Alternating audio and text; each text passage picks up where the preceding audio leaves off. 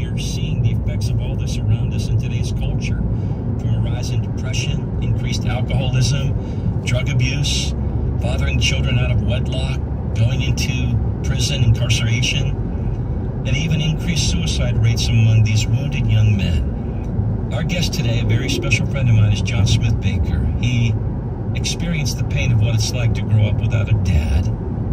But because of his experiences, he has courageously leaned into his faith and is leading the fight against fatherlessness with his ministry, which is called Fathers in the Field. He launched it in 2005. It's grown ever since. Today and tomorrow, we'll also be discussing his newest book entitled Man Enough to Forgive. John earned his undergraduate degree in business administration from the University of Arizona. He has an MBA from the University of St. Thomas in Minnesota. He's the former president and CEO of Brunton Outdoor Group. And after he served there, John launched Fathers in the Field to minister to a very specific demographic, boys age 7 to 17. The vision he has is to rekindle and establish the spirit of boys who have been abandoned by their dads. John is also the author of the Fatherless Wound Journey Curriculum Guide and the Great American Rescue Mission. John's married to Tracy, the love of his life. In fact, he dedicated his new book to his lovely wife. Together, they have 3 grown children. John, welcome back to Family Talk. You've been a guest on the program many times before. It's a delight to have you back. Dr. Dobson, his wife Shirley, send their regards. Oh, thank you. Such a blessing to be back. Thank you for your heart. I want to help get this message out, and just prayers for Dr. Dobson and Shirley, and they've just been such a blessing in my life. And like I've always told them, I mean, he's the greatest mentor father out there that we have. Yeah. John, as we get started, Psalm 11, verse 3. If the foundation be destroyed, what will the righteous do? What shall they do? And John, you and I have talked many times about the whole issue of fatherlessness.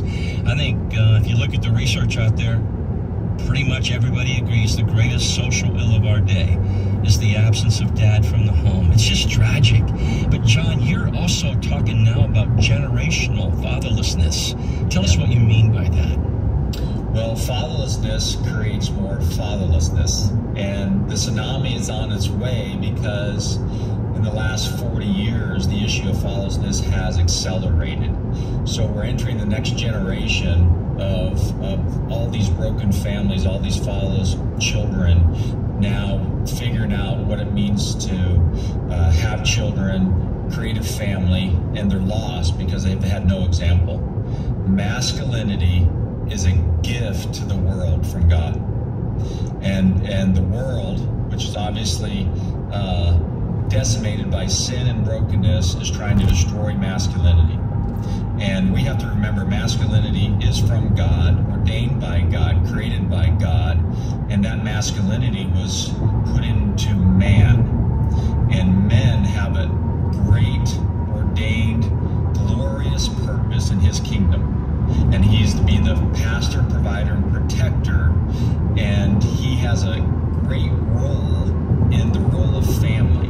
The family is the fortress that God Almighty gave us to withstand and withhold and push back against the evil in the world. That's why Satan goes so hard at the family, because it is the fortress. And when the man leaves the home, basically that fortress has raised the white flag of surrender, and the marauding influences of the world just swoop in and destroy the next generation of women, but also of men who we're talking about, the future pastor, providers, and protector.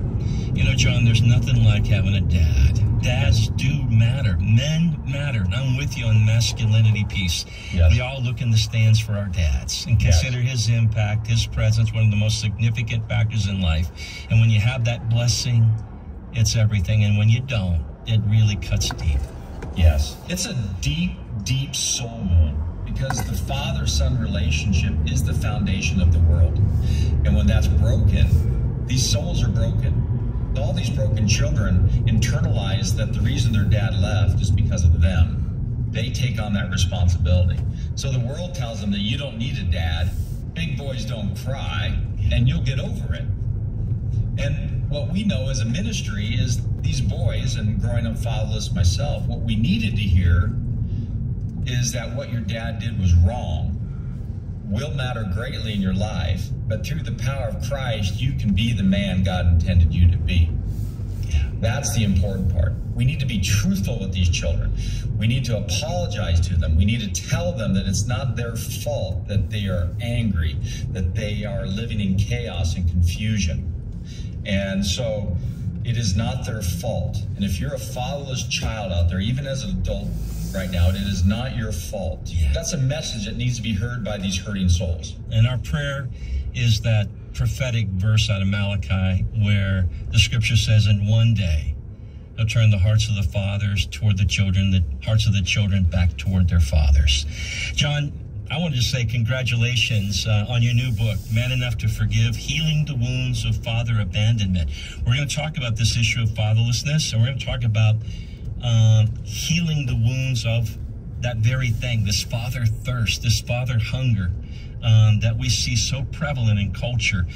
Before we go there, you had mentioned that this is personal for you. Yes. Your ministry, Fathers in the Field, that we're going to hear about in just a moment, it all goes all the way back. But can you share with us a little bit about what it was like for you as a boy growing up with your dad? Yeah. Since my dad left when I was in the womb of my mother, from my earliest memories, I just remember there was a big void.